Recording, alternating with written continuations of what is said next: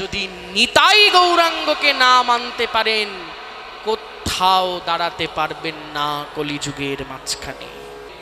জগতে দেখিবে যত গুরুর স্বরূপ, সবেতেই পাইবে আমার নিত্যানন্দ রূপ।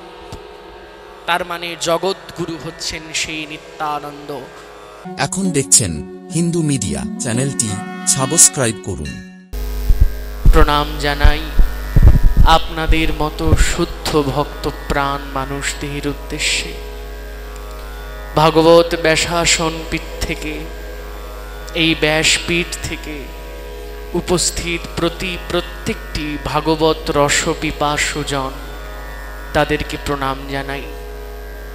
প্রণাম জানাই এই মন্দিরে বিগত দিনে যে সমস্ত ভাগবত প্রবক্তা, বিভক্ত দিন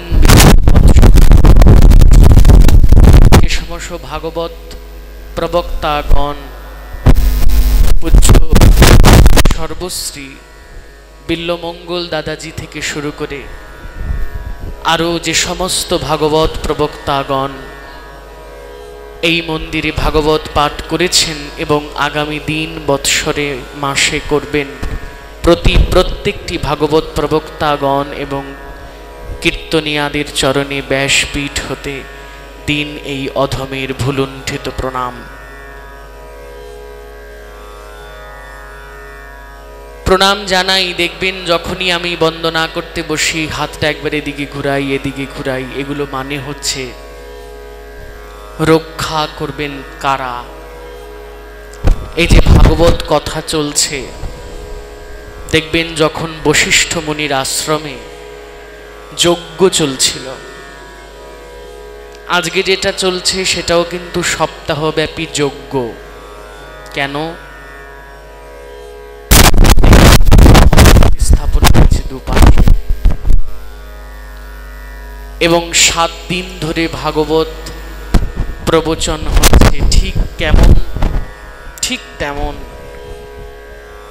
7 দিনের মধ্যে সর্পদংশনে যার মৃত্যু হবে, অর্জুনের পৌত্র, পৌত্র মানে নাতি, অর্জুনের পৌত্র পরীক্ষিত মহারাজ ভাব বিহ্বল মরণ সংকুল তার প্রাণ নিয়ে দেহ নিয়ে ছুটে গেলেন অনেকের কাছে। কর্মী গুরুর কাছে গেলেন, কর্মী গুরুকে জিজ্ঞাসা করলেন, কর্মী গুরু, আমাকে অভিশাপ দিয়েছেন ঋষিবর, 1 সপ্তাহের মধ্যে 7 দিনের মধ্যে আমার মৃত্যু আগত। আপনারা কি পারেন আমার মৃত্যুকে রক্ষা করতে? মৃত্যুকে রক্ষা না করলেও হবে, 7 দিনের মধ্যে ও কর্মী গুরু আপনারা কি পারেন আমাকে ভগবত দর্শন করাতে?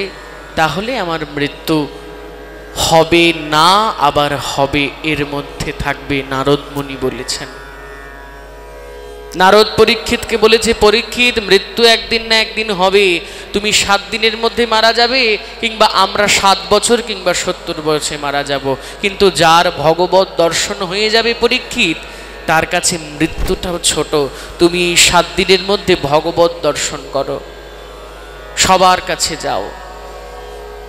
পরীক্ষিত মরণ সংকুল ভাব ও বিহ্বল চিত্ত নিয়ে কর্মী গুরুর কাছে গিয়ে বললেন, 7 দিনের মধ্যে ভগবত দর্শন করাতে পারেন? কর্মী গুরু বলছেন, আমাদের কর্মযোগের মাধ্যমে ভগবত দর্শন সম্ভব, কিন্তু এত তাড়াতাড়ি সম্ভব নয়, তুমি যোগী গুরুর কাছে যাও। কর্মী গুরুকে ছেড়ে দিয়ে যোগী গুরুর কাছে উপনীত হলেন কে? মহারাজ পরীক্ষিত। আমি আবারও বলছি, আমি যখন ব্যাসাসনে যেখানে বসবো, যেদিন বসবো, আমার সাথে আপনারা কথা বলবেন। কথা না বললে ইম্পালসিভ অ্যাকশন, ইংলিশে বলা হয় ইম্পালসিভ অ্যাকশন, মানে আদান প্রদানটা ভালো হয় না। মহারাজের কি নাম? আরো জোরে বলেন। হ্যাঁ, জোরে বলবেন। মহারাজ পরীক্ষিত মহারাজ কর্মী গুরুর কাছে গেলেন। কর্মী গুরু বললেন, না, হবে না। যোগী গুরুর কাছে গিয়েছেন। যোগী গুরুর কাছে গিয়ে বলছেন, ও যোগী গুরু, আমাকে 7 দিনের মধ্যে ভগবত দর্শন করাতে পারেন? যোগী গুরু বলছেন, যোগ বলে ভগবত দর্শন সম্ভব, কিন্তু এত তাড়াতাড়ি তো হবে না, বৎসর লাগবে। তুমি জ্ঞানী গুরুর কাছে যাও, যে তোমাকে জ্ঞান দিতে পারবে। যোগী গুরুকে ছেড়ে দিয়ে পরীক্ষিত জ্ঞানী গুরুর দ্বারস্থ হলো। ও জ্ঞানী গুরু, আপনি আমাকে 7 দিনের মধ্যে ভগবত দর্শন করাতে পারেন? দেখুন আমার কাছে আর 7 দিনও নেই, 7 দিনের মধ্যে থেকে বহু সময় অতিবাহিত হয়ে গেছে। আপনি কি আমাকে ভগবত দর্শন করাতে পারেন? হাত জোর করে জ্ঞানী গুরু বলছে, জ্ঞানের দ্বারা ভগবত স্বরূপ জানা ভালো বা জানা যায়, কিন্তু ভগবত দর্শন 7 দিনের মধ্যে জ্ঞানের দ্বারাও সম্ভব নয়। ভাব বিহ্বল মরণ সংকুল চিত্তে হাঁটতে হাঁটতে পরীক্ষিত বদরিকাশ্রম হতে সরস্বতীর তীর ঘেঁষে শুনতে পাচ্ছেন বেদ মন্ত্রধ্বনি। ঈশাবাস্যমিদং সর্বং যৎকিঞ্চ জগত্তাং জগৎ তেন তক্তেন ভুঞ্জিথামা। আর দেখছেন নাকে সুভাষ আসছে, কি সুন্দর যজ্ঞাগ্নির্ভূত সুভাষ। ভগবানের অঙ্গ গন্ধর মতো পদ্মরেণুর গন্ধ, সদ্য মলয় চন্দন বাড়ছে কেউ বসে। কোথা হতে আসে গন্ধ, কোথা হতে আসে স্বর, কোথা হতে আসে ধ্বনি? নিয়ে চলো বাতাস, নিয়ে চলো জ্ঞান, নিয়ে চলো। এসে উপনীত হয়েছেন মহামুনি ব্যাসের আশ্রমের দুয়ারে। একের পর এক গ্রন্থ টাল করে রাখা, সমস্ত গ্রন্থর মধ্যে থেকে একটি গ্রন্থতে লিখছেন ব্যাসাবতার ভগবান ব্যাস। গিয়ে দ্বারস্থ হয়েছেন, মহামুনি বেদব্যাস কি, মহামুনি বেদব্যাস কি, মহামুনি বেদব্যাস কি ধ্বনি করেছেন। আশ্রম শুদ্ধ সকল মানুষ জয়ধ্বনি করেছেন। কেন? তৎকালীন সময় আর্যাবর্তের চক্রবর্তী রাজা এসেছে মহামুনি বেদব্যাসের সামনে। ভালো করে ভাববেন, ভালো করে ভেবে দেখবেন, শুধুমাত্র ভজন এবং আনন্দে ডুবলে হবে না। আমরা কতটা নিচে তলিয়ে যাচ্ছি, গেছি, রয়েছি, সেইটা কিন্তু মাথা দিয়ে ভাবতে হবে। পরীক্ষিত মহারাজ 7 দিনের মধ্যে ভগবত দর্শন করবেন বলে কাঙানের মতো ছুটছেন। নেই কোনো রথ, নেই কোনো দান্ত, নেই কোনো মাতঙ্গ, নেই কোনো লস্কর, নেই কোনো পাইক, নেই কোনো বরকন্দাজ। একা একা কিন্তু তার থাকার কথা নয়। তিনি কিন্তু সেই সময়ে ভারতবর্ষের আর্যাবর্তের পৃথ্বীরাজ। তিনি কিন্তু সেই সময়ে আর্যাবর্তের চক্রবর্তী সম্রাট। যে সম্রাটের আসন স্বয়ং ভগবান শ্রীকৃষ্ণ স্থাপন করে দিয়ে গেছেন। তার বড় পিতামহ যুধিষ্ঠির এই আসনের প্রথম রাজা। তারপরে তার পিতার অজ্ঞাতসারে, পিতা চলে যাওয়ার পর সে এখন তার পিতামহদের অজ্ঞাতসারে সে এখন পৌত্র হিসেবে রাজা, নাতি হিসেবে রাজা। আর্যাবর্তের সবাই সেই সময় পরীক্ষিতকে এক নামে চেনে। এমন একজন চক্রবর্তী সম্রাট যার কাছে ধন আছে, সম্পদ আছে, সমৃদ্ধি আছে, নারী আছে, গাড়ি আছে, বাড়ি আছে, এখন আপনাদের কাছে যা আছে সব কিন্তু পরীক্ষিতের কাছে রয়েছে।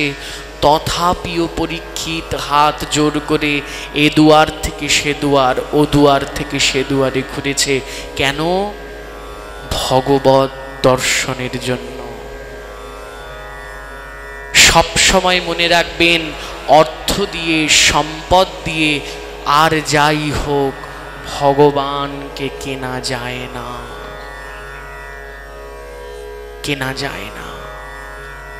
আমার শ্রী গুরুদেব এখানে বসে কীর্তন করেছিলেন, আমি ভিডিও দেখেছিলাম। ভারতে বসে বসে কি বলেছিলেন ভোগারতিতে, আমি কলাও খাই না, খোসাও খাই না। এক ভক্ত বলছে ভগবান দিনহীনকে ভালোবাসেন। বুঝেছো শান্তদা? ভগবান দিনহীনকে ভালোবাসে। ভগবান কেমন? ভগবান এমন, বলছে বিদুরের ঘরে গিয়েছে, বিদুরের অভাব, কলা দিয়েছে বিদুর পত্নী, কলাটাকে রেখে দিয়ে ছুলে খোসাটাকে ভগবান খেয়েছে। পদকর্তা তখন বলছে দেখেছো, কাঙাল বড় ভালোবাসে, তাই কাঙালের ঠাকুর নাম ধরেছে।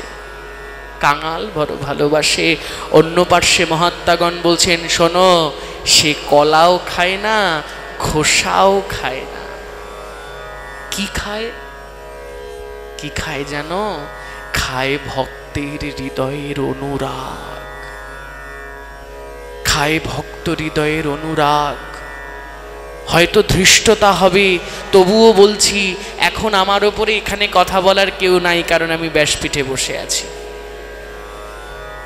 দান্ত মাতঙ্গ যক্ষ কিন্নর প্রলয় যদি হয়ে যায়, আমার উদ্দেশ্যে যদি কেউ বাণ নিক্ষেপ করে, এই মুহূর্তে আমার স্থান হবে পরম স্থান বৈকুণ্ঠে, কারণ আমি ব্যাসের আসনে বসে আছি। এই মুহূর্তে আপনাদের যদি কেউ বাণ নিক্ষেপ করে, প্রত্যেকটি মানুষ একসাথে একইভাবে চলে যাবেন পরম স্থান বৈকুণ্ঠে। ইহা বই আর অন্য কোথাও নয়। ধৃষ্টতাপূর্ণ চিত্তে বলছি, যারা পাঠ দিচ্ছেন এই দিনগুলোতে, হয়তো আমাদেরকে অনেক কিছু দিচ্ছেন, অর্থ দিচ্ছেন, বস্ত্র দিচ্ছেন, ফল দিচ্ছেন। মা গো, বাবা গো, হাত জোর করি একটু পাঠের আসরে বসে ভগবত জ্ঞানটা আহরণ করতে চেষ্টা করুন। ধুতির দরকার নাই, অর্থের দরকার নাই, ফলের দরকার নাই। ভারত থেকে একটা পাঠকের আসা মানে বিরাট অর্থের ব্যাপার। আমি শুধু গোবিন্দদার মোহনকে বলেছিলাম কিচ্ছু লাগবে না, আমি যাব, আমি যেতে চাই শুধুমাত্র শুদ্ধ ভক্তদের আশায়। কেন জানেন? আজকে কার বাড়ি খাচ্ছি, তার বাড়ি খাচ্ছি, কোনো ইয়ত্তা নেই। ভক্তরা ডাকছে শুধু। এই যে শুদ্ধ ভক্তি, এটারই ভারতে বড় অভাব, যেটা বাংলায় রয়েছে। এই আধারটা যখন আপনাদের রয়েছে, এই আধারটার পূর্ণ সৎ ব্যবহার আপনাদের করতে হবে। এই আধার সকলের থাকে না। ওর মতো বাচ্চা মেয়ে আমাদের ভারতে ফোন নিয়ে বসে থাকে, ওর মতো বাচ্চা ছেলে আমাদের ভারতে সিওসি খেলে। ইয়াং জেনারেশনের বউয়েরা যারা বসে আছেন, আমার মায়েরা, তারা পার্লারে গিয়ে সময় কাটায়, তিলক ধারণ করে পাঠের আসরে এসে বসে না। আপনারা যে আধারগুলো পেয়েছেন বংশ পরম্পরায়, পিতামহ প্রপিতামহ, তার পুরুষ তার পুরুষ তার পুরুষ, এইভাবে চালিত হয়ে যে আধারটুকু পেয়েছেন, এই আধারটাকে সৎ ব্যবহার করুন। কৃপা করে একটু পাঠের আসরে বসুন, দেখবেন এই সপ্তাহ চলে যাওয়ার পর যদি কোনো মা সত্যি সত্যি, যে যারা রোজ মালা গেঁথে নিয়ে আসছেন, যখন 7টা দিন অতিবাহিত হবে, বুক ফেটে যে কি কান্না আসবে, তার কোনো ইয়ত্তা আপনারা পাবেন না, পাবেন না। আমিও যখন এই সমস্ত কর্মকাণ্ড করে দিয়ে যখন বর্ডারের উদ্দেশ্যে রওনা হই, রাত্রেবেলা বাসে যখন ভাবি, ছবিগুলো দেখি, বুক ফেটে কান্না আসে, এমন দিন কবে আসবে আবার? বুক ফেটে কান্না আসে, এমন শুদ্ধ ভক্তদের চরণ ধুলি আবার কবে পাব? বদরিকা আশ্রমে পরীক্ষিত দাঁড়িয়ে আছেন, বেদব্যাসকে জিজ্ঞাসা করছেন, মহামুনি প্রণাম জানাই। প্রণাম। কি চান? চক্রবর্তী সম্রাট পরীক্ষিত, আপনি কি চান? কি চাই? 3 গুরুর কাছে ঘুরেছি মহর্ষি। কার কার কাছে ঘুরেছেন? কর্মী গুরু, জ্ঞানী গুরু, যোগী গুরু। কি বলেছে তারা? বলেছে ভগবত দর্শন সম্ভব, কিন্তু এত তাড়াতাড়ি নয়। ও আমার কাছে কি মনে করে? শুনেছি আপনি বেদগুলোকে ভাগ করে দিয়েছেন, আপনার নাম তাই হয়েছে বেদব্যাস। আপনার দ্বারস্থ হয়েছি, আপনি কি আমাকে 7 দিনের মধ্যে ভগবত দর্শন করাতে পারেন? জোর গলায় বেদব্যাস বলছেন, 7 দিন কেন, 7 ক্ষণেই তোমার ভগবত দর্শন সম্ভব। কিভাবে? পরবর্তীকালে ব্যাখ্যা করতে গিয়ে বৈষ্ণব পদকর্তাগণ বলছেন কিভাবে সম্ভব জানেন? যদি কেউ এক লহমায় জীবনের সমস্ত মোহকে ঘুচিয়ে দিয়ে একটি লহমায় সিদ্ধান্ত নেয় আমি গৌর বলে জীবন কাটাবো, আর দুটো বাহু তুলে যদি বলে নিতাই গৌর সীতানাথ প্রেমানন্দে গৌর হরি বল, তার সমস্ত ভার সমস্ত দায়িত্ব তৎক্ষণাৎ ওই গোবিন্দ চরণে সমর্পিত হয়। গোবিন্দদার মা আর গোবিন্দদার স্ত্রী আমাকে বলছে, দাদা, মা বলছে, বাপরে তুই এরকম করে ঠান্ডা জল খাচ্ছিস, তুই তো পাঠ করিস, কীর্তন করিস, তোর গলার ক্ষতি হয় না? আমি বলি, ও মা, জীবনে যখন নেমেছি এই জীবনটায়, যার কথা বলি, এই গলা দিয়ে যার কথা বেরোয়, এই গলা রক্ষা করার দায়িত্ব তার। এই গলাটাকে কিভাবে রক্ষা করবে সে দায়িত্বটা তো সে নিয়ে বসে আছে, আমি চিন্তা করব কেন? আমার তো চিন্তা করার কিছু নয়। দিগ্বিজয় পাঠ করছিল, গলাটা দেখেছিলেন কেমন খারাপ। আমার নিজেরই মনে হলো, আমার কাছে সবসময় গলার ওষুধ থাকে, এক মুঠো ওষুধ ওকে দিয়ে দিয়েছি, গলাটা এতদিনে ভালো হয়ে গেছে। কালকে মেসেজ করেছিল, গলা ভালো হয়েছে দাদা। আমি করিনি, ভগবান করেছেন। বসেছিল এক দাস, এই দাসের গলা দেখে আরেক দাসের অনুভব হয়েছে এই দাসের গলাটা ভালো হতে হবে, তাই তিনি এই দাসের মাধ্যমে ওষুধ দিয়ে দিয়েছে যে দাস দাসের পাশে থাকলে ওই দাসের দাসের সেবা করতে আপসেই উন্নীত হয়।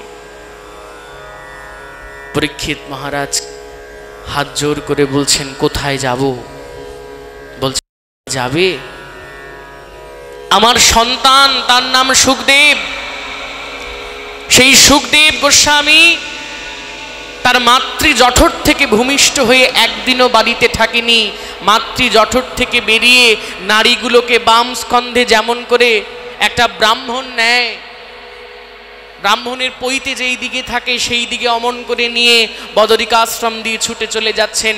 পেছন থেকে বেদব্যাস ডাকছেন, পুত্র ফিরে আয়, পুত্র ফিরে আয়, পুত্র ফিরে আয়। কোথায় কার পুত্র? বদরিকাশ্রমের সেই বৃক্ষগুলোতে তার তার শব্দগুলো ধ্বনিত হয়ে বলছে, নাই নাই নাই।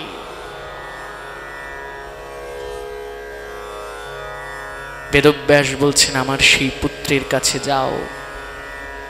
আমি একটি গ্রন্থ রচনা করেছি, তার নাম শ্রীমদ্ ভাগবতম। সেই শ্রীমদ্ ভাগবত তোমরা পড়ো।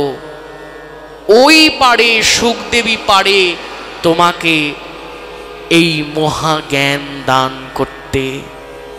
পরবর্তীকালে ডক্টর রাধা গোবিন্দনাথ মহানামব্রত ব্রহ্মচারী, অনন্ত দাস পণ্ডিত মহারাজ, নন্দলাল পণ্ডিত, কৃষ্ণদাস বাবাজি মহারাজ, বিনোদ কিশোর গোস্বামী, প্রভুপাদ প্রাণগোপাল গোস্বামী, সমস্ত ভাগবত প্রবচনকার, সমস্ত ভাগবত ব্যাখ্যাকার, প্রভুপাদ আনন্দ গোপাল গোস্বামী, অদ্বৈত বংশাবতাংশ, নিত্যানন্দ বংশাবতাংশ, আমাদের গুরুবংশের কুলতিলক প্রভুপাদ প্রাণগোপাল গোস্বামী থেকে শুরু করে সবাই যখন ব্যাখ্যা দিচ্ছেন, আমরা আস্তে আস্তে আজকে উপজীব্য বিষয়ে ঢুকবো।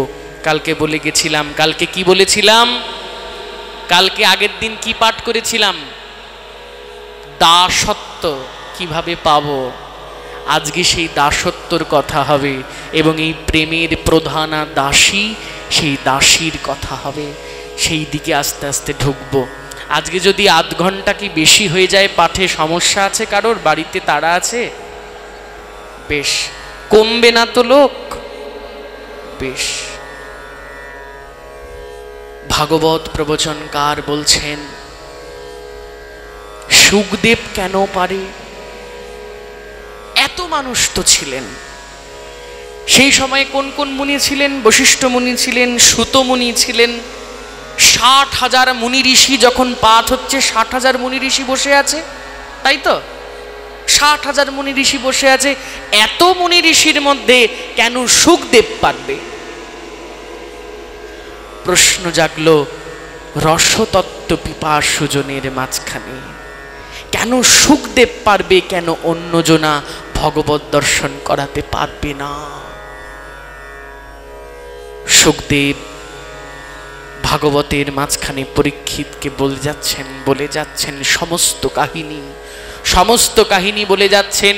ব্রজের কথা, জন্মানোর কথা, ভগবানের লীলার কথা, অঘাসুর বধ, বৃত্তাসুর বধ, কালীয় দমন, সমস্ত কিছু বলে যাচ্ছেন। কংস বধ, বৃন্দাবন থেকে মথুরায় গমন, মথুরা থেকে দ্বারকার দিকে প্রত্যাগমন, সেখানে 60,108 মহিষী বৃন্দ সহকারে তার লীলা, সমস্ত লীলা করছেন। কিন্তু মাঝখানে একটি নাম বাদ পড়ে গেল। কি? সারাদিন যাকে নাম নিয়ে যাচ্ছ, সারাদিন যাকে সেবা করে যাচ্ছ, মূর্তি প্রতিষ্ঠা করেছ, তার নাম কোথাও পেয়েছো ভাগবতে? পেয়েছো? কি বলো? কাউকে দেখলে পরেই জয় রাধে, জয় জয় রাধে, জয় শ্রী রাধে। আমি সেদিন দেখছিলাম একজন আমাদের ধর্মকে টিটকারি করছে, টিটকারি করে বলছে, তোমরা যে সারাদিন রাধে রাধে করো, তোমাদের বেদ আর ভাগবতেই তো রাধারানীর নাম নাই, তোমরা সারাদিন রাধে রাধে করো কেন? আজকে সেই কথাটা ভাঙাবো, যেন আপনারা উত্তর দিতে পারেন, যেন মাথা নিচু না করে থাকতে হয়। কেন জানেন? ভাগবতে রাধারানীর নাম নাই। এই জন্যই শুকদেব পারে, আর কেউ পারে না ভগবত দর্শন করাতে। শুকদেব কে? আগে জানতে হবে শুকদেব কে, শুকদেবই কেন পারে, আর কেউ কেন পারে না। স্বয়ং ব্যাসাবতার ভগবান ব্যাস বলছেন, ভগবানের 24 অবতারের মধ্যে প্রধান ব্যাস। ভগবানের 24টা অবতার, কপিল, নারদাদি সমস্ত অবতারের মধ্যে ভগবানের আরেকটা অবতার হচ্ছে ব্যাস অবতার। এই ব্যাসও পারেন না ভগবান হয়েও শুকদেব কেন পারে? গ্রন্থ খুলে দেখে নেবেন, ব্যাসও ভগবানের অবতার, ভগবান ব্যাস বলে তাকে উদ্ধৃত করা হয়। সাক্ষাৎ ভগবান ব্যাস ভগবত দর্শন করাতে পারে না, তার পুত্র শুকদেব কেন পারে? কেন জানেন? এই শুকদেবকে, এই শুকদেব হচ্ছেন সেই জন। কোথায় শ্রীখোল বাদক কই, মিলন কই? আচ্ছা, সবাই হাততালি দিয়ে, হ্যাঁ, ধরো ধরো ধরো। শুকদেবকে বৃন্দাবন বিলাসিনী রাই আমাদের, বৃন্দাবন বিলাসিনী রাই আমাদের, বৃন্দাবন বিলাসিনী রাই আমাদের, বৃন্দাবন বিলাসিনী রাই আমাদের। সবাই বিলাসিনী রাই আমাদের, ওগো রাই আমাদের, রাই আমাদের, আমরা রায়ের শ্যাম তোমাদের রাই আমাদের, ওগো রাই আমাদের, রাই আমাদের, আমরা রায়ের শ্যাম তোমাদের রাই আমাদের, বৃন্দাবন বিলাসিনী রাই আমাদের, বৃন্দাবন বিলাসিনী রাই আমাদের। সুখ বলে আমার কৃষ্ণ মদন মোহন, সুখ বলে আমার কৃষ্ণ মদন মোহন,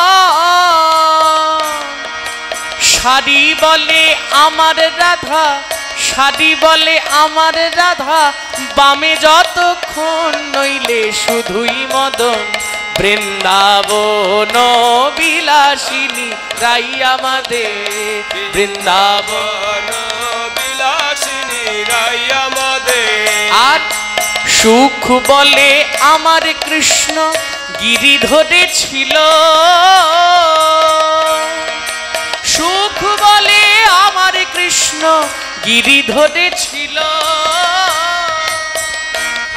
আর শাড়ি বলে, কি বলে, শাড়ি বলে আমার রাধা শক্তি সঞ্চারিল, নইলে কেমনে হবে বৃন্দাবন বিলাসিনী রাই আমাদের, বৃন্দাবন বিলাসিনী রাই আমাদের। সুখ শাড়ি দুজনার দ্বন্দ্ব ঘুচে গেল, সুখ শাড়ি দুজনার দ্বন্দ্ব ঘুচে গেল। এবারে প্রেমানন্দে সবাই মিলে হরি হরি বলো, বৃন্দাবনে চলো। এবারে প্রেমানন্দে সবাই মিলে হরি হরি বলো, বৃন্দাবনে চলো। বৃন্দাবন বিলাসিনী রাই আমাদের, বৃন্দাবন বিলাসিনী রাই আমাদের। এই যে ভজনটা শুনলেন, ভজনটা শুনলেন, ভজনটায় কি কি শুনলেন? বৈষ্ণব পদকর্তাগণ শুধু আনন্দের জন্য ভজন রচনা করেননি, তার মধ্যে তত্ত্ব আছে, তার মধ্যে তত্ত্ব রয়েছে। কি তত্ত্ব? তত্ত্বটা এমন, বলছেন ভগবান কেন কাজ করতে পারেন, কার জন্য কাজ করতে পারেন? ভগবানের নিজস্ব ক্ষমতা কি আছে? বলছেন নাই। ভগবান হচ্ছেন শক্তিমান, কিন্তু ভগবান যে শক্তিতে শক্তিমান সেই শক্তিটা হচ্ছেন আহ্লাদিনী শক্তি রাধারানী। সুখ আর শাড়ি, সুখ বলছে আমার কৃষ্ণ গিরি ধরেছিল, আর শাড়ি বলছে ওরে তোরা শুধু ওইটাই দেখেছিস, এই যে আমি বসে আছি, তোমরা কি জানো আমি খুব ভালো ছেলে, আমি ভারত থেকে এসেছি, আমি ভাগবত পাঠ করি, আমি অষ্টকালীন লীলা কীর্তন করি, এটা তোমরা জানো। কিন্তু এই আমিটা তৈরি হলাম কি করে? আমি যখন গর্ভে ছিলাম আমার মা রোজ ভাগবত পাঠ করেছে, ধর্মগ্রন্থাদি পাঠ করেছে। ছোটবেলা থেকে সে নিজে হয়তো আমিষ খেয়েছে, কিন্তু মুখে কোনোদিনও আমিষটা উঠতে দেয়নি। আমি যখন রাস্তায় ছেলেদের সাথে খেলতে গিয়েছি, খেলার থেকে ফিরেছি, আমাকে বলেছে তাড়াতাড়ি স্নান করো, এবার গ্রন্থ নিয়ে বসতে হবে। এই হলো আমার মা। আমার মা আমার কাছে পরিমাপনী শক্তি, যে মা আমার প্রত্যেকটা গুণকে পরিমাপ করে আমার মধ্যে ইম্পালসিভ করেছে, ইম্পালস করেছে, তোমাকে এটা করতে হবে, তোমাকে এটা করতে হবে। আমার কাছে আমার মা হচ্ছে পরিমাপনী শক্তি, তেমন রাধারানী হচ্ছেন গোবিন্দের জীবনে সেই পরিমাপনী শক্তি। তোমরা যা দেখছো সেটা সত্যি নাও হতে পারে, তোমরা যেটা আপাত দৃষ্টিতে দেখছো ভগবান গিরি ধারণ করে রেখে দিয়েছিল, তাই না? দেখেছো না? কেন পেরেছিল? আচ্ছা একটা কথা বলো তো, সত্যি কথা বলবে, ভগবান যদি ইন্দ্রদেবকে আদেশ করতেন, এই ইন্দ্র তুই 7 দিন বৃষ্টি করবি না, 1 দিন বৃষ্টি করবি, ভগবানের উল্লঙ্ঘন করার ক্ষমতা তার ছিল? ভগবান কি একদিনের মধ্যে তাকে নিজের রূপটা দেখাতে পারতেন না? ভগবান যখন তার এই ছোট কনিষ্ঠায় ধারণ করে রেখেছেন সেই বিরাট গোবর্ধন পর্বত, ইন্দ্র কি তখনও বুঝতে পারেননি যে ওটাই ভগবান? জিমুত, জিমুতকে চেনেন? জিমুত, জিমুত মানে হচ্ছে ইন্দ্রের সবচেয়ে বড় সহচর, মানে মেঘ। ওই মেঘ যখন প্রচণ্ড গর্জন করে একটা করে বাজ ফেলছে, একটা করে বিদ্যুৎ পড়ছে, দেখবেন একটা গাছে যদি বিদ্যুৎ পড়ে গাছটার কি অবস্থা হয়? খণ্ড বিখণ্ড ছত্রখান হয়ে যায়। আর যখন ওই বিরাট পর্বতের মধ্যে লোহা আছে, সোনা আছে, সমস্ত লৌহ ধাতু পদার্থও আছে, তার মানে ওই বিদ্যুৎটা সারা পর্বতটার মধ্যে খেলছে। তা ওই বিদ্যুৎটা পর্যন্ত ভগবান নিজের আঙুলের মধ্যে সহ্য করছেন। ওই ভগবানের স্বরূপ তো ইন্দ্র এতদিনই বুঝে গিয়েছিল, একদিনেই ইন্দ্র বুঝে গিয়েছিল যে এটা ভগবান, এটা কৃষ্ণ। বাচ্চা হলে কি হবে, 8 বছর বয়স হলে কি হবে, এ সাক্ষাৎ ভগবান। কিন্তু 7 দিনের কি দরকার ছিল? ইন্দ্র কি পারত না বৃষ্টিটা কমিয়ে দিতে? রসপিপাসুজন কি বলছে জানেন? রসপিপাসুজন বলছে, ওরে এর মধ্যে অন্য গন্ধ আছে। কি গন্ধ? বলছে 7 দিন ধরে এমন করে কৃষ্ণ রাধারানীকে আর কোথায় কাছে পাবেন, যেখানে পর্দা নাই, ঘোমটা নাই, কিচ্ছু নাই। 7 দিন ধরে বাঁশি বাজাচ্ছেন আর 7 দিন ধরে সামনে রাধারানী দাঁড়িয়ে আছেন। ইন্দ্রকে বলছে, শোন বেটা ইন্দ্র, যদি বৃষ্টি থামিয়েছ আর যদি রাধারানী আমার সামনে দিয়ে গেছে তোমার খবর আছে। রাধারানী যদি বৃষ্টি থামার পর আমার সামনে দিয়ে গেছে তোমার খবর আছে। 7 দিন টানা রাধারানীর সামনে কোনো আড়াল ছাড়া, কোনো আবডাল ছাড়া রাধারানীকে নিষ্পলক দৃষ্টিতে গোবিন্দ দেখলেন। গোবিন্দকেও রাধারানী নিষ্পলক দৃষ্টিতে দেখে গেলেন। এই যে কিশোর আর কিশোরীর প্রেম, এই 7 দিন ধরে কিশোর কিশোরীর প্রেমকে সাক্ষাৎ সার্থক করতেই ইন্দ্র 7 দিন ধরে বর্ষণ করেছিল। না হলে তো প্রথম দিনেই ইন্দ্র বুঝে গিয়েছিল যে ভগবান সাক্ষাৎ ভগবান। ভগবান আর রাধারানীর মধ্যেকার এই 7 দিনের মধুর মিলন যেন সার্থক হয়, যেন তারা চোখ ভরে, নয়ন ভরে, হৃদয় ভরে রাধারানীকে গোবিন্দ দেখতে পারেন। এই জন্য 7 দিন ধরে দুজনকে সামনাসামনি দাঁড় করিয়েছেন।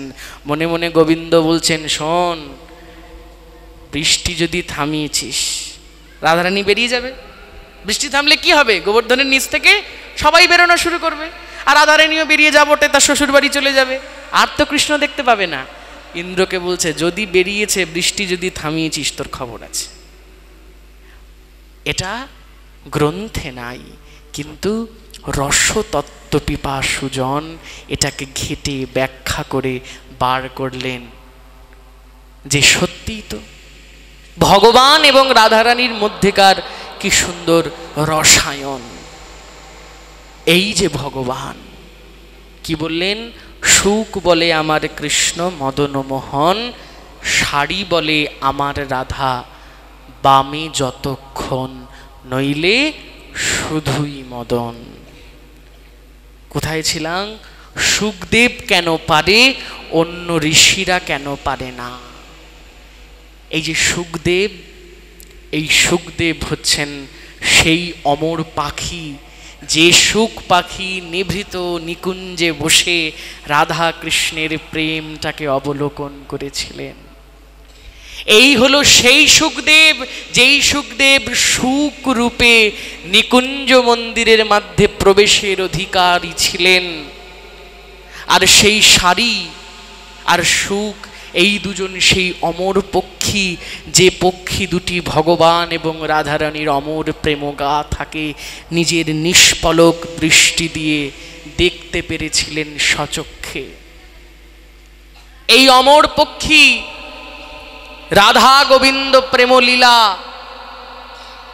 বৃন্দাবন লীলা যখন সমাপ্ত হলো, যখন লোকচক্ষুর অগোচরে রাধা গোবিন্দ দুজনেই নিজেদেরকে লীলাকে সকলের মাঝখান থেকে সরিয়ে নিলেন, শুধুমাত্র মঞ্জরী এবং সখীগণ ছাড়া রাধারানী এবং কৃষ্ণচন্দ্রের লীলা দেখতে পাচ্ছেন না, সবাই দেখতে পাচ্ছেন রাধা গোবিন্দ আলাদা হয়েছেন।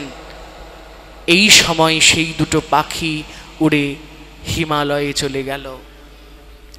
হিমালয়ে মাতা পার্বতী এবং মহাদেবের সেই গুপ্ত গহ্বর কুঠুরিতে, যেখানে মাতা পার্বতীকে ভগবান শিব নিজেদের পরম সত্য পরম তত্ত্ব লাভ করাচ্ছেন, সেইখানে বসেও সুখদেব গোস্বামী সেই অমর তত্ত্ব লাভ করলেন। এবং যেই না অমর তত্ত্ব লাভ করে একবার ডেকে উঠলেন, ভগবান শিব সঙ্গে সঙ্গে ত্রিশূল নিক্ষেপ করেছে, কারণ ও অমর তত্ত্ব শুনে ফেলেছে, ও অমর হয়ে গেল। সঙ্গে সঙ্গে যেই না ত্রিশূল নিক্ষেপ করেছে, আর ওই শুক পক্ষী উঠতে উঠতে উঠতে উঠতে হিমালয় থেকে নেমে এসে সরস্বতীর তীরে ভগবান বেদব্যাসের স্ত্রী তার মুখগহ্বরে ঢুকে গিয়ে জঠরে প্রবেশ করেছে। আর ওই শুক পক্ষী হতে জন্ম হয়েছিল শুকদেব গোস্বামীর। ওই শুক পক্ষী পরবর্তী দিনে শুকদেব গোস্বামী হয়েছেন, এবং এই শুকদেব গোস্বামীর গুরু হচ্ছেন সাক্ষাৎ রাধারানী নিজে। এই শুকদেব গোস্বামীর গুরু হচ্ছেন সাক্ষাৎ রাধারানী, যে রাধারানী শুক আর শাড়িকে নিজের হাতে স্পর্শ করে আদর করেছেন, যে শুক পক্ষীকে রাধারানী মন্ত্র পর্যন্ত দিয়েছেন, আমি যদি আসতে দেরি করি শুক শাড়ি তোরা এই মন্ত্রে ভগবানকে সেবা দিস, যা পারিস। এই হলো সেই শুক পক্ষী। আর বর্তমানে সেই শুকদেব গোস্বামী আমাদের কাছে শুকদেব গোস্বামী হয়ে আমাদের কাছে গ্রন্থে অবস্থান করছেন। এই শুকদেব হচ্ছেন সেই শুক পক্ষী। তাই তৎকালীন সমাজের নিয়ম অনুযায়ী নিজের গুরুর নাম বা গুরু তত্ত্বের নাম জননের সামনে, জনগণের সামনে বলা যাবে না। গুরুদেবের নাম বা গুরু তত্ত্বের নাম সবার সামনে আনা যাবে না। সেই জন্য শুকদেব গোস্বামী রাধা নাম বললেই 6 মাসের জন্য সমাধিস্থ থাকতেন। রাধা নামটা বলার সাথে সাথে শুকদেব গোস্বামী 6 মাস সমাধিস্থ থাকতেন। এই কারণে ভাগবতে একবারও শুকদেব গোস্বামী রাধারানীর নামটুকু করেননি। কারণ যদি একবার রাধা বলে ফেলেন 6 মাস তাকে সমাধিস্থ হয়ে যেতে হবে, তাহলে 7 দিনের মধ্যে পরীক্ষিতকে কিভাবে তিনি ভগবত দর্শন করাবেন? পারবেন না তো। তাই জন্য তিনি একবারের জন্য রাধারানীর নাম আনলেন না। শুধু একবার রাসের সময় রাস পঞ্চাধ্যায়ে আরাধিকে বলে চলে গেলেন। তার মধ্যেই রাধারানীকে আমরা শ্লেষে পেয়ে গেলাম। আলঙ্কারিকগণ ব্যাকরণবিদগণ ওই জায়গাতেই ভগবানের সাথে রাধারানীকে মিল করালেন। কিন্তু একবারও শুকদেব গোস্বামী পাদ রাধারানীর নামকরণ করলেন না। এই জন্যই গুরু জিনিসটা সবচেয়ে বেশি দরকার। গুরু আশ্রয়টা সবচেয়ে বড় বিষয়বস্তু হয়ে দাঁড়ায়। রাধারানীর সম্পর্কে কথা বলতে গিয়ে পদকর্তাগণ বলছেন রাধারানী হচ্ছেন প্রেমের গুরু। রাধারানী এমন একজন, তিনি হচ্ছেন প্রেমের গুরু। রাধারানীকে যদি আষ্টে পৃষ্ঠে ঝরা যায় গোবিন্দচরণ লাভ হবে। বলো না গো রাধে রাধে রাধে রাধে। এই রাধারানীকে শুকদেব গোস্বামী নিজের গুরু যেহেতু, তাই নামকরণ তার নাম প্রকাশ করলেন না। এই জন্য ব্যাসাবতার বলছেন, কি বলছেন? বলছেন পরীক্ষিত আর কেউ পারবে না, পারলে শুকদেব পারবে। কেন? কারণ তার কাছে গুরু শক্তিটা রয়েছে, গুরুর মহাদানটা রয়েছে। যার গুরু সাক্ষাৎ রাধারানী, তার কি আর কোনো চিন্তা থাকতে পারে? কার গুরু রাধারানী জানেন? রাধারানী কার গুরু? এই তো জোরে বলেন, রাধারানী কার গুরু? হ্যাঁ, কৃষ্ণের কোনো চিন্তা ছিল? এমন কোনো যুদ্ধ হয়েছে যেখানে কৃষ্ণ পরাজিত হয়েছে? এমন কোনো যুদ্ধ কোনো শাস্ত্রে আছে যে যুদ্ধে কৃষ্ণ পরাজিত হয়ে গেছে? এমন কোনো শাস্ত্র আছে যেখানে কৃষ্ণকে ছোট করে দেখানো হয়েছে? না, দেখাতে পারবেন না। কেন? কারণ তার মস্তকে রাধারানী অবস্থান করছেন। যেমন কালিয়ার মস্তকে অবস্থান করত রাধারানীর সেই কৃষ্ণচন্দ্রের পদচিহ্ন, তেমন কৃষ্ণচন্দ্রের মস্তকে শোভা পেত রাধা রানীর পদচিহ্ন। সেই লীলায় আমরা আস্তে আস্তে ঢুকব। যেহেতু নদিয়া থেকে আগত, তাই গৌর কথার মাধ্যমে ঢুকতে হবে। গৌর কথায় কি বলছেন, একটু বাড়াও ওটা। গৌর কথায় নদিয়া নবদ্বীপ মাঝে পদকর্তা বলছেন, রাধারানী কেমন, গোবিন্দ কেমন, তা জানার আগে আমাদের গৌর তত্ত্বে আগে উপনীত হবে। গৌর তত্ত্বে উপনীত হতে হবে, কারণ গৌর হচ্ছেন এমন যিনি, যাকে ভজলে পরে আমরা রাধারানীও পাবো, আবার গোবিন্দও পাবো। গৌরের নাম কি, আমরা কি বলি গৌরচন্দ্রকে দেখে, কি বলি? কালকে আমরা গান করলাম, কি গান করলাম? গোরা গোরা গোরা গোরা গৌরাঙ্গ হে, বললাম না? কারা কারা করেছি হাত তুলুন তো। নামালে হবে না, হাতটা তুলে রাখুন, দেখি কতজন কালকে ছিল।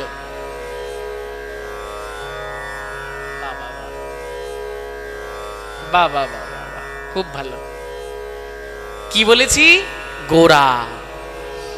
বলছে গোরা নামটা কেন বেশি প্রিয়? বলছে গোরা যদি একবার বলি, গোবিন্দ বলা হলো, রাধাও বলা হলো, তাই না? গোবিন্দ বলা হলো, রাধাও বলা হলো। এই গোরা মহাপ্রভুর নিত্য সহচর। গৌর অবতারের, নদিয়া অবতারের, নদিয়া অবতারে সাক্ষাৎ শ্যাম হচ্ছেন গৌরচন্দ্র। রাধারানীর আবেশ নিয়ে, রাধারানীর ভাব নিয়ে গৌর এসেছেন আমাদের মাঝখানে। এই গৌর যখন কেঁদে কেঁদে গৌর গম্ভীরার মাঝখানে অবলোকন করছেন কৃষ্ণচন্দ্রের লীলা, এই বইটার মধ্যে, অনন্ত দাস পণ্ডিতজির এই বইটায় আমরা খুব কৃতজ্ঞতার কাছে। এইখানে আমি ছবিগুলো একটু দেখাই, তাহলে বুঝতে পারবেন। ক্যামেরাগুলো একটু জুম করলে ভালো হয়।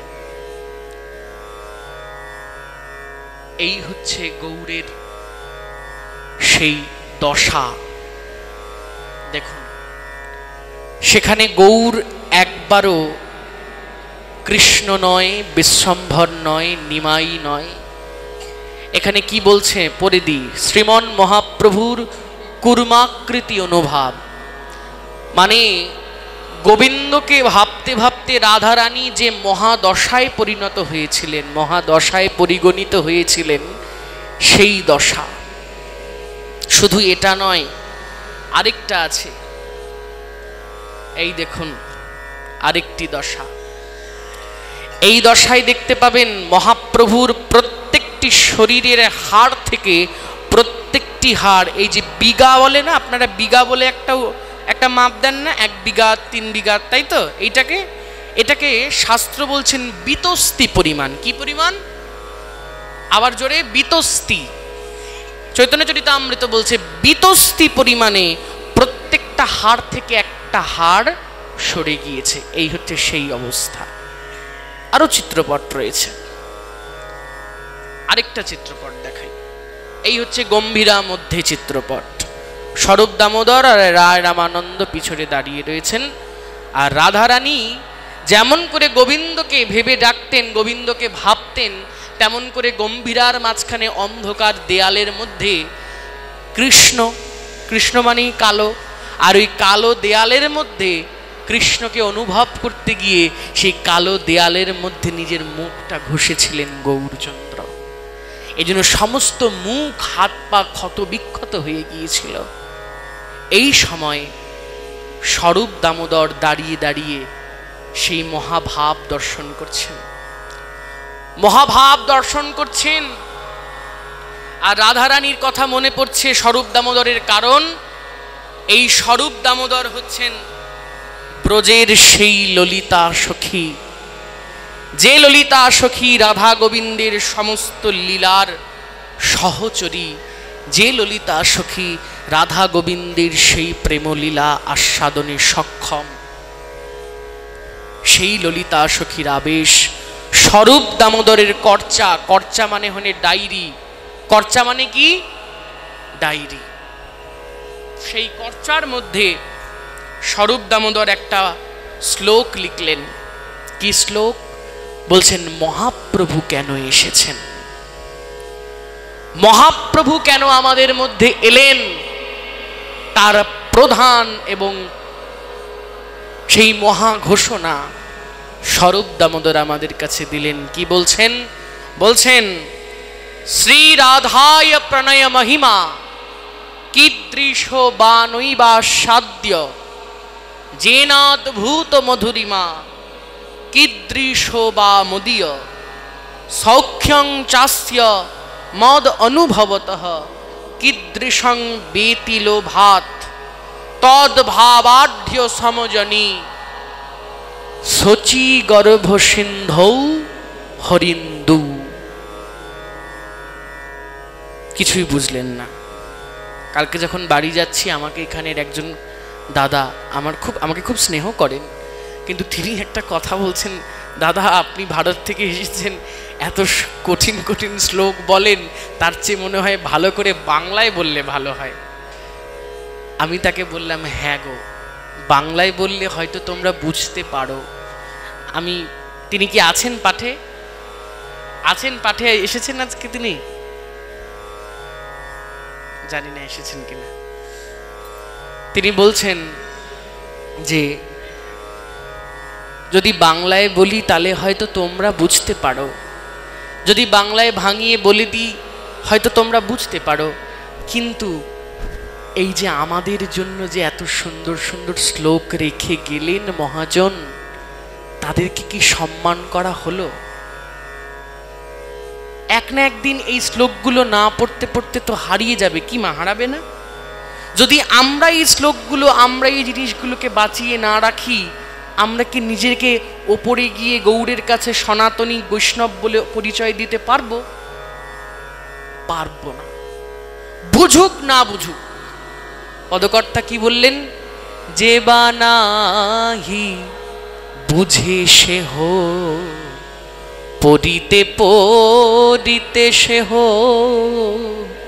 যে বা নাহি বুঝে কে হো, যে না বোঝে, যে বা নাহি বুঝে কে হো পড়িতে পড়িতে সে হো। অদ্ভুত গৌরাঙ্গ চরিত আহারে কৃষ্ণে উপজয়ে প্রীতি বুঝিবে রসের রীতি শুনিলে হইবে বড় হিত আহারে। যে বা নাহি বুঝে কেহ পড়িতে পড়িতে সেহ।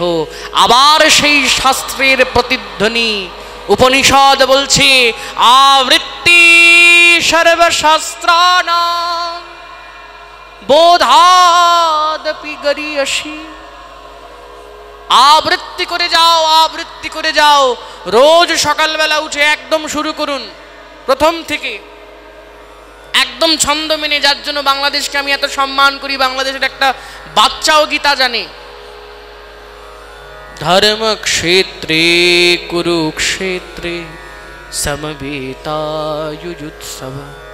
মামকা পাণ্ডবাশ্চৈব কিম কুর্বত সঞ্জয়। কাজ করছেন, সবজি আমানি করছেন, রন্ধন করছেন, করে যান।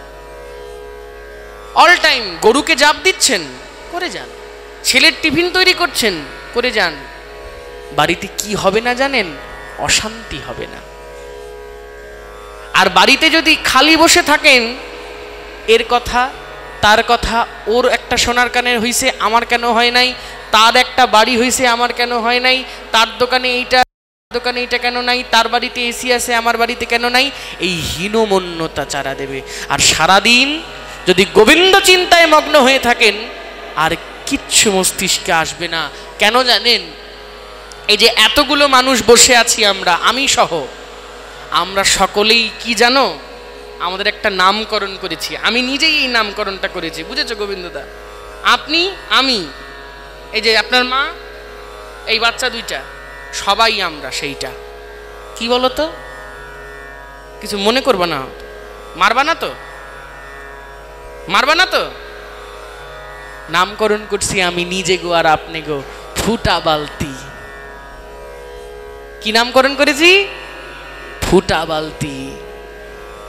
যতই শুনি, যতই বলি, কাজ তো করতে পারি না। ফুটা বালতিতে জল দেবেন, জল কি হবে? ফুটা বালতিতে জল দিলে জল বেরোয় যাবে, তাহলে ফুটা বালতিটা জল ভরা কখন থাকবে? কখন থাকবে ফুটা বালতিটা জল ভরা? কখন থাকবে? জল যতই দেবেন জল যাবে বাইরে। কখন ফুটা বালতিটা জল ভরা থাকবে? যদি সারাদিন জলের কুয়ার মধ্যে ডুবাই রাখেন, তবেই কিন্তু ফুটা বালতি জল ভরা থাকবে। এই জন্য সারাদিন একবার করে ওই মির্গি রুগী যেমন ওঠে না, মির্গি রুগী করে না, তেমন করে রান্না করতে করতে নিতাই গৌর সীতানাথ প্রেমানন্দে গৌর হরি বল। পাড়ার লোকে কবে, কি রে বাবা রান্না করে না, পাগল হইছে বাড়ির বউটা? পাড়ার লোক যেন বলে, পাড়ার লোক যেন একদিন এমন কথা বলে, তবেই তো আপনার পাগলামি সার্থক। মীরাবাইকে কি মানুষ ভালো বলতো না খারাপ বলতো? মীরাবাইকে কি বলতো? বলতো ঘরের কুলবধূ, দেখো পাগল হয়েছে, কৃষ্ণ কৃষ্ণ করে, গিরিধারী করে, বর আছে বাড়িতে আর বাইরে হয়ে যায় মূর্তি লিয়ে কই। আর এখন সেই মীরাবাই সর্বজন শ্রদ্ধেয়া। কবির, গুরু নানক, রামানুজ, এরা কি ভালো ছিল? সবাই ছিল এক একটা বদ্ধ উন্মাদ পাগল। রামপ্রসাদ, শ্রীরামকৃষ্ণ পরমহংস, তারা কি ছিল? ভালো ছিল? বদ্ধ উন্মাদ ছিল। মা রামকৃষ্ণ দেব কি করতেন? মা তুই খা, নাহলে আমি খাই। এটা পাগলের লক্ষণ না, ইয়ের লক্ষণ। কেন করতেন? তৎকালীন সমাজ মেনে নিতে পারেনি, কিন্তু আদতে আত্মা আর পরমাত্মার মধ্যে কোনো ভেদ নাই। মা তুই পরমাত্মা, আমি হচ্ছি আত্মা, তুইও যা আমিও তাই, আমি তো তোর অংশ, তুই খেলেও যা আমি খেলেও তা। সন্তান যদি খায় তাহলে মায়ের পেট ভরে, মা তুই খাবি না, না করছিস, নে আমি খাই। এই ছিল ঠাকুরের ভাব। তারা কি ভালো ছিল না পাগল ছিল? পাগল ছিল।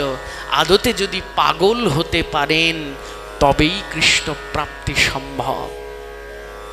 স্বরূপ দামোদর বলছেন, শ্রী রাধায় প্রণয় মহিমা কীদৃশোবা নৈবাস্যাদ্য যেনাদ্ভূত মধুরিমা কীদৃশোবা মদীয় সৌখ্যং চাস্য মদনুভবতো। এক এক করে বলে যাচ্ছে। মানে বলছেন রাধারানীর প্রণয়টা কেমন? শ্রীরাধায় প্রণয় মহিমা কীদৃশ বা নৈবাস্যাদ্য যেনাৎ মধুরিমা, যেনাদ্ভূত মধুরিমা। বলছে রাধারানীর প্রেমটা কেমন, রাধারানীর প্রণয়টা কেমন, রাধারানীর প্রণয়ের মহিমাটা কেমন, রাধারানীর প্রেমের আস্বাদনটা কেমন, রাধারানীর প্রেমের আস্বাদনের মধুরতা কেমন, রাধারানীর প্রেম আস্বাদন করে সুখটা কেমন। কতগুলো জিনিস ভাবুন, তিনটে জিনিস। রাধারানীর প্রেমটা কেমন, রাধারানীর প্রেমের আস্বাদনটা কেমন, আর রাধারানীর প্রেম আস্বাদন করে সুখটা কেমন। এই হলো তিন বাঞ্ছা। কি বাঞ্ছা? তিন বাঞ্ছা। কি বাঞ্ছা? আবার তো হুজুরের মতো কওয়া লাগবে, কওয়া লাগবে না, বলবেন জোরে। কি বাঞ্ছা? এই হলো তিন বাঞ্ছা। কি কি?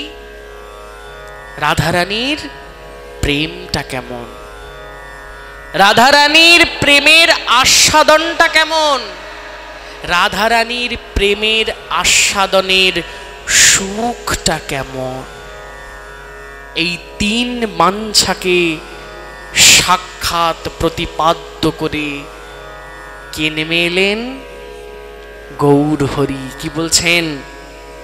সাক্ষ্যং তস্য মদনু ভবতু সচি গর্ভ সিন্ধু হরিন্দু তদ্ভাবাঢ্য সমজনী সচি গর্ভ সিন্ধু হরিন্দৌ। এই প্রসঙ্গে একটি গান মনে পড়ে, আবার একটু সকলে মিলে গাই। পদকর্তা বলছেন কেন যেন এসেছে গৌরকে, গৌরকে বলছে গৌর হচ্ছেন সেই কৃষ্ণচন্দ্র, কিন্তু এখানে আরেকটু ফাঁক রয়ে গেছে। কৃষ্ণচন্দ্র হলে কি হবে, কৃষ্ণচন্দ্র হয়েও তার মধ্যে রাধারানীর ভাব আছে। এসেছে ব্রজের বাঁকা, এসেছে ব্রজের বাঁকা, এসেছে ব্রজের বাঁকা, কালো সখা দেখবি আয় তোদের এই সোনার নদিয়ায়। সবাই এসেছে ব্রজের বাঁকা, এসেছে ব্রজের বাঁকা, এসেছে ব্রজের বাঁকা, কালো সখা দেখবি আয়। এসেছে ব্রজের বাঁকা, কালো সখা দেখবি আয় তোদের এই সোনার নদিয়ায়, তোদের এই সোনার নদিয়ায়। এসেছে ব্রজের বাঁকা, কালো সখা দেখবি আয় তোদের এই সোনার নদিয়ায়, তোদের এই সোনার নদিয়া, জোরে জোরে, তোদের এই সোনার নদিয়া। এখন কি হয়েছে? রং ফিরেছে, ঢং ফিরেছে। কি হয়েছে? রংটা আমার মতো কেন? এরকম 100টা, লক্ষটা, কোটিটা মোহনের গায়ের রঙও যদি ফর্সা হয়, সেই ফর্সা রং দিয়ে গৌরের গায়ের কালার মাপা যাবে না। কারণ গৌরের গায়ের রংকে বলছেন পদকর্তা সামান্য রং নয়। কেমন রং? বলছে লাখো বানো কাঞ্চন। এখানে যত মানুষ সোনা পরে আছি আমরা, আমিও পরে আছি, আপনারাও পরে আছেন সোনা। এই কাঁচা সোনাগুলোকে 1,00,000 বার বান করলে হয় লাখো বানো কাঞ্চন। সোনাকে কি করেন? সোনার দোকানে দিয়ে খাদমুক্ত করেন না, পালিশ করান না পুজোর আগ দিয়ে? সেই যে খাদমুক্ত করা, বলছে একটা সোনাকে যদি 1,00,000 বার বান করা হয় তাহলে সেটা হয় লাখো বানো কাঞ্চন। তাই বলছেন রং ফিরেছে, ঢং ফিরেছে, রং ফিরেছে, ঢং ফিরেছে, রং ফিরেছে, ঢং ফিরেছে, রং ফিরেছে, ঢং ফিরেছে। কালো ছিল ফর্সা হয়েছে। ঢংটা কেমন করে ফিরল? ঢংটা কেমন করে? বলছে যখন ব্রজে ছিল, যখন ব্রজের মাঝে ছিল তখন কি ছিল? তখন বাঁকা ছিল। কোন কোন জায়গা বাঁকা? যখন কীর্তনে দাঁড়াই তখন দেখাতে সুবিধা হয়, এখন তো বসে আছি দেখাতে পাচ্ছি। প্রথম হচ্ছে ঘাড় বাঁকা, তারপরে কোমর বাঁকা, তারপরে কি বাঁকা? এই যে চরণটা বাঁকা। চরণটা বাঁকা, 3টে অঙ্গ বাঁকা। কত বলবো? 3 অঙ্গ বাঁকারও আবার তত্ত্ব রয়েছে, সেটা আবার অন্য কোনো সময় এসে বলবো, দেরি হয়ে যাবে। এই 3টে অঙ্গ কেন বাঁকা? ঘাড়, কোমর, পা, 3টে অঙ্গ কেন বাঁকা তারও তত্ত্ব। রং ফিরেছে, ঢং ফিরেছে, ফিরেছে, ঢং ফিরেছে, কালো এখন চেনা দায়, কালো এখন চেনা দায় তোদের এই সোনার নদিয়ায়, তোদের এই সোনার নদিয়া, তোদের এই সোনার নদিয়া।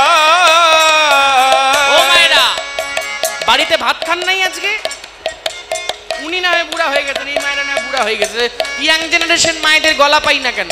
এই এবার বাবারা কেউ গাইবা না, কম্পিটিশন করাবো। কি কম্পিটিশন? কাদের গলা কত ভালো। তাহলে প্রাইজ আছে। আর আজকে আমি একটা শেষে কুইজ করব, ঠিক আছে? কুইজ করলে যা দেব সেটা কেউ দিতে পারবে না। এই টেকেরহাটের একজন পেয়েছে জিনিসটা, আর কেউ পাইনি। 3 প্রশ্ন করব, ওই 3টে প্রশ্নের উত্তর যে দিতে পারবে সেই 3টে প্রশ্নের উত্তরের সুবাদে কি দেব জানো? যা কেউ দিতে পারবে না, ধামেশ্বরের চরণ তুলসী। ধামেশ্বরের চরণ তুলসী দেব সবাইকে, যারা উত্তর দিতে পারবে। এই কুইজটা সবার শেষে করব আজকের পাঠের পরে। যারা উত্তর দিতে পারবে তারা ধামেশ্বরের চরণ তুলসী পাবে, আমাদের নবদ্বীপের ধামেশ্বরের চরণ তুলসী। বলছেন এই যে বাঁকা এসেছে ব্রজের বাঁকা, কালো সখা দেখবি আয়। এবার বাবারা চুপ, মায়েরা। তোদের এই সোনার নদিয়া, সোনার নদিয়া,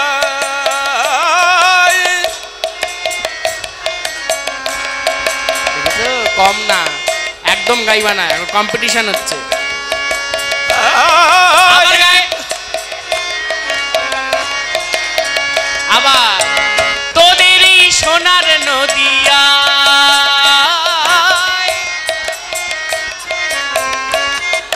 এবার তোমরা চুপ, এবার বাবারা দেখি কাদের গলার গড় কেমন। তোদের এই সোনার নদিয়া, তোদের এই সোনার নদিয়া, এই মাইক ছাড়া, সোনার নদিয়া, মাইক ছাড়া করতে হবে, মাইকটা ছাড়া করতে হবে। তুমি চুপ করে দেখো, ওরা বাকি সবাই করবে। তোদের এই সোনার নদিয়া,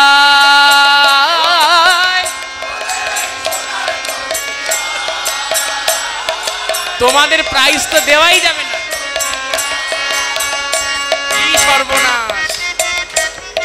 এবার তোমরা আবার দেখি ওদের থেকে বেশি নাকি। হ্যাঁ, তোদের এই সোনার নদিয়া,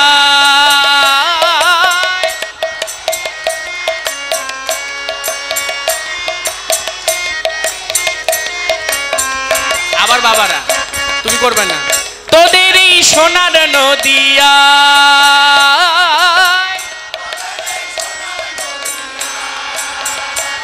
যা তোমাদের উপর দায়িত্ব রইল।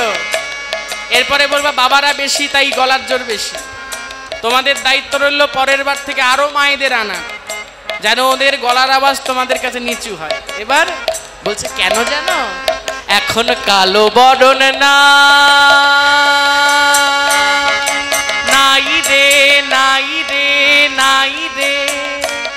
সবার হাততালির শব্দটা একটু শুনি তো।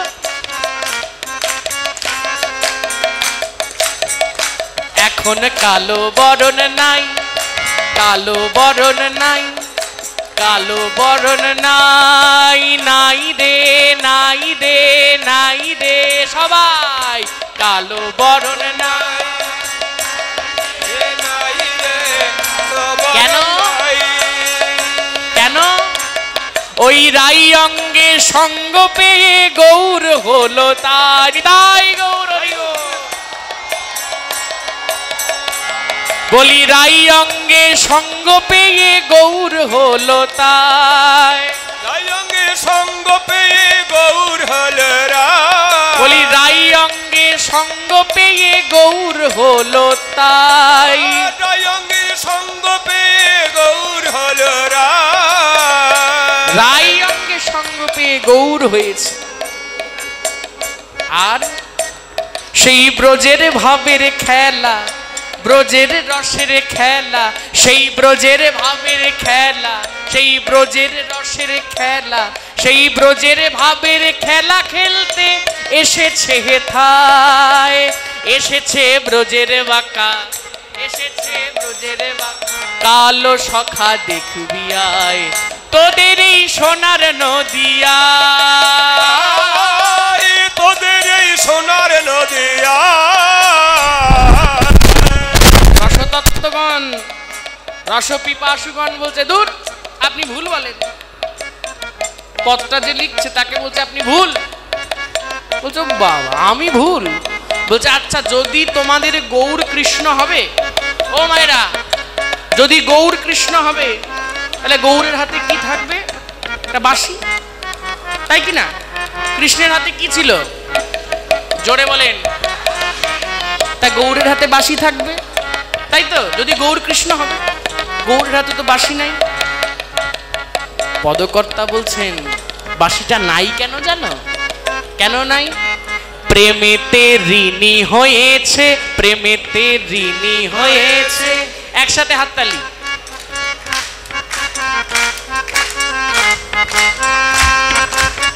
প্রেমেতে ঋণী হয়েছে, ঋণী হয়েছে, প্রেমেতে ঋণী হয়েছে, প্রেমেতে ঋণী হয়েছে, ঋণী হয়েছে, প্রেমেতে ঋণী হয়েছে, ঋণী হয়েছে, প্রেমেতে ঋণী হয়েছে। হাতের বাঁশি কেড়ে নিয়ে বিদায় দিয়েছে। হরি বল। হাতের বাঁশি কেড়ে নিয়ে বিদায় হয়েছে, বলি হাতের বাঁশি কেড়ে নিয়ে বিদায় দিয়েছে, হাতের বাঁশি কেড়ে নিয়ে বিদায় হয়েছে। রাধা নাম সাধবে কিসে, রাধা নাম সাধবে কিসে, রাধা নাম সাধবে কিসে, রাধা নাম সাধবে কিসে, বাঁশি নাই নাম সাধবে কিসে। বাঁশি নাই নাম সাধবে কিসে। কৃষ্ণ কি বলতো বাঁশিতে? রাধা রাধা রাধা। এবার বাঁশি তো নাই, কি বলবে? বাঁশি নাই নাম সাধবে কিসে, বাঁশি নাই নাম সাধবে কিসে, রাধা নাম সাধবে কিসে, রাধা নাম সাধবে কিসে, বাঁশি নাই নাম সাধবে কিসে। বাঁশি নাই নাম সাধবে কিসে। এই বদনে তাই গুণ গায় তোদের এই সোনার নদিয়ায়, তোদের এই সোনার নদিয়ায়, তোদের এই সোনার নদিয়ায় এসেছে ব্রজের বাঁকা, এসেছে বোঝের বাতা, কালো সখা দেখবি আয় তোদের এই সোনার নদিয়ায়।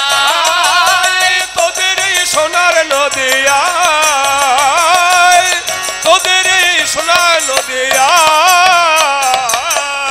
আরো আছে, কাঙাল বিশ্বরূপে কয়, কাঙাল বিশ্বরূপে কয়। সবাই হাত জোড় করুন, কারণ এবার পদকর্তার নাম এসেছে। পদকর্তাকে আমাদের সম্মান জানাতে হবে হাত জোড় করে। কাঙাল বিশ্বরূপে কয়, বিশ্বরূপী কয়, কাঙাল বিশ্বরূপে কয়। কাঙ্গাল বিশ্বরূপে কয়। কি কয়?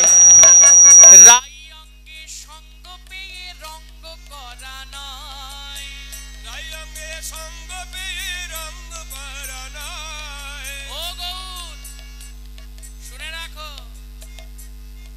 রাই অঙ্গ পেয়েছো তাই শুধু ওই হাতটি তুলে কীর্তন করবে, রঙ্গ করবে তা হবে না। কি করতে হবে? কাঙাল বিশ্বরূপে কয়, কালে বিশ্বরূপে কয়, কাঙাল বিশ্বরূপে কয়। কাঙ্গাল বিশ্বরূপে কয়। রাই অঙ্গে সঙ্গ পেয়ে রঙ্গ করা নয়, রাই অঙ্গের সঙ্গ পেয়ে রঙ্গ করা নয়। ত্রিভুবনে উদ্ধারিলে, ত্রিভুবনে উদ্ধারিলে, আচণ্ডালে উদ্ধারিলে, ত্রিভুবনে উদ্ধারিলে, আচণ্ডালে উদ্ধারিলে। ত্রিভুবন স্বর্গ, মর্ত, পাতাল, আর আচণ্ডাল মানে মেথড থেকে শুরু করে ব্রাহ্মণ। আচণ্ডালে আসলে উদ্ধারিলে, ত্রিভুবন উদ্ধারিলে, ত্রিভুবন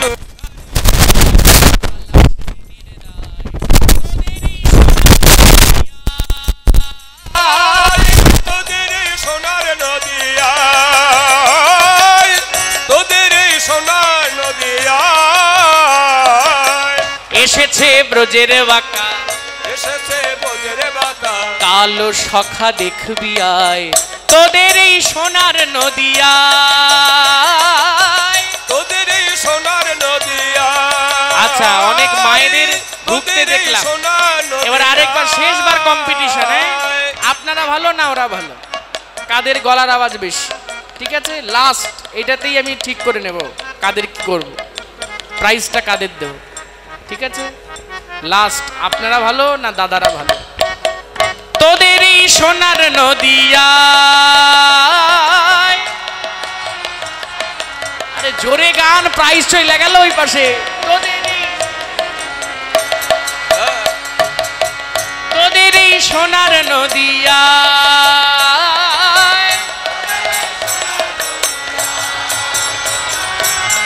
তোদের যা প্রাইজ দাদারা নিয়ে চলে গেছে, এর মধ্যে আমি নাই কিন্তু, দাদারা জিতে গেছে তাই না? হ্যাঁ, ফার্স্ট হয়েছে দাদারা। দাদাদের নামে একবার উলুধ্বনি নিতাই গৌর সীতারাম। হরি বল। তোদের এই সোনার নদিয়া, তোদের এই সোনার নদিয়া, তোদের এই সোনার নদিয়া, তোদের এই সোনার নদিয়া। তানপুরাটা দাও পেছনে।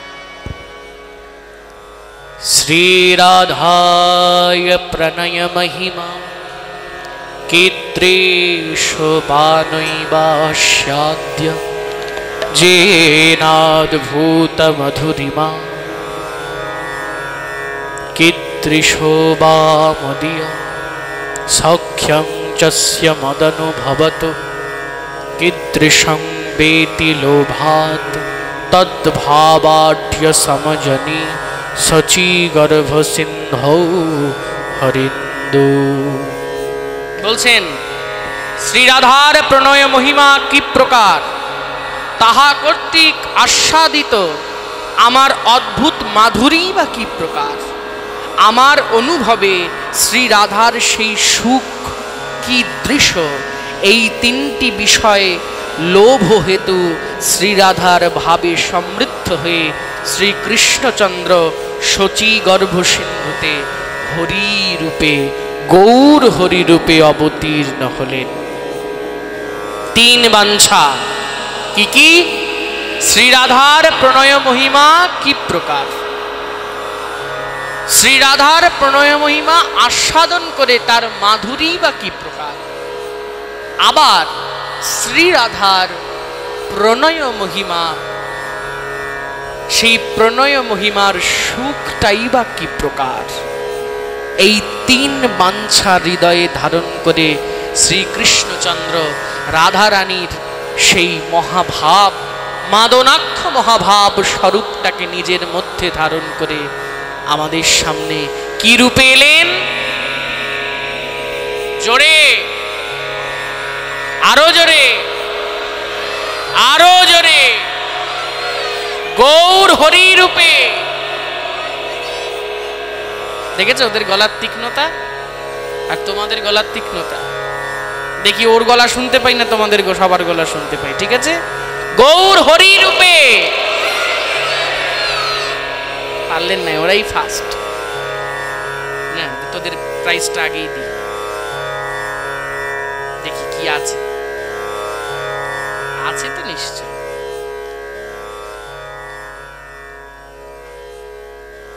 দেখেছিস অনেক বড় জিনিস আছে।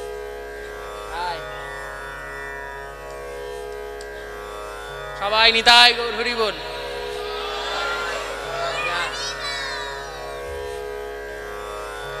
এরকম করে ছোট ছোট বাচ্চাদের সাথে খেলার ছলে পাঠ করবেন, খেলার ছলে ধর্মানুগ্রন্থগুলোকে ছোটদের মধ্যে চাড়িয়ে দেবেন।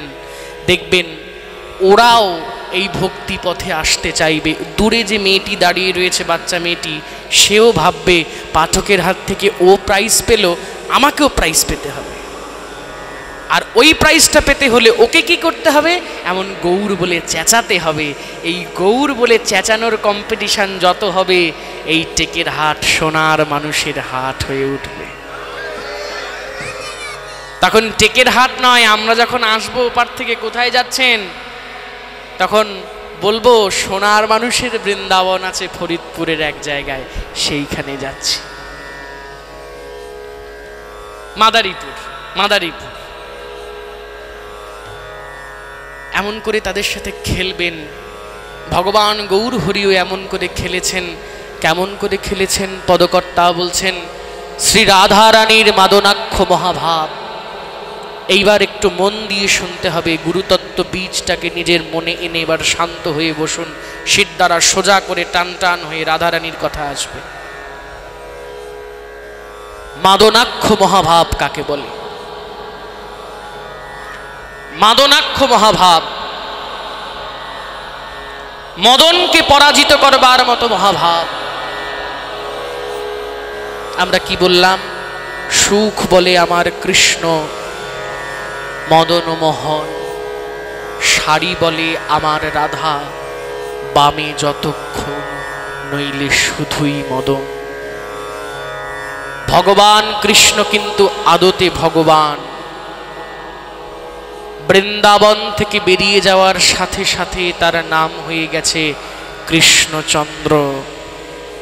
সেখানে কিন্তু আর তার নাম শ্রীকৃষ্ণ নাই। দ্বারকায় কে রয়েছেন? সেখানে কৃষ্ণচন্দ্র রয়েছেন, দ্বারকাধীশ কৃষ্ণচন্দ্র। অর্জুনের রথের সারথি হয়ে কে আসীন রয়েছেন? বলছেন পার্থ সারথি কৃষ্ণচন্দ্র। সেখানে একবারও উচ্চারিত হচ্ছে না, সেখানে শ্রীকৃষ্ণ আছে।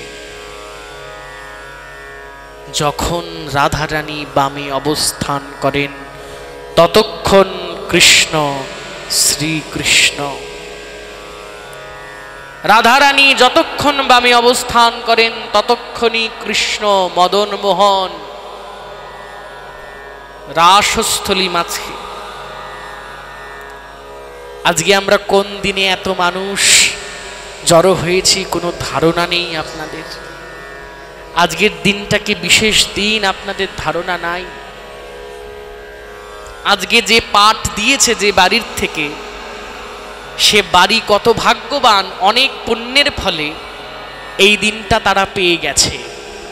তারা নিজেরাও হয়তো ভাবেনি বা দেখেনি যে কোন দিনে পাঠ দিচ্ছি।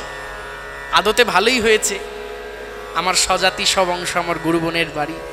আমার একটু আনন্দই হবে যদি সে এই পথে আরো আরো এগিয়ে আসতে পারে।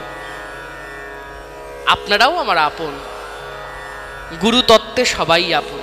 অনেকের মনে কষ্ট হবে, বাবা নিজের গুরুবনকে আপন বললে আমরা কি আপন নয়? তা নয়, গুরু হচ্ছেন তত্ত্বস্বরূপ। আমি কালকেও জয়ধ্বনি দিয়েছি। নিতাইদার বাড়িতে নিতাই মিত্রদা এসছে এখানে। হ্যাঁ, নিতাইদার বাড়িতেও তার দাদার ঘরে জয়ধ্বনি দিয়েছি। আমি কিন্তু একবারও বলিনি আপন আপন শ্রী গুরু মহারাজ কি। আমি বলেছি গুরু মহারাজ কি জয়, গুরু শ্রীপাদ পদ্ম কি জয়। কারণ গুরু আলাদা হয় না।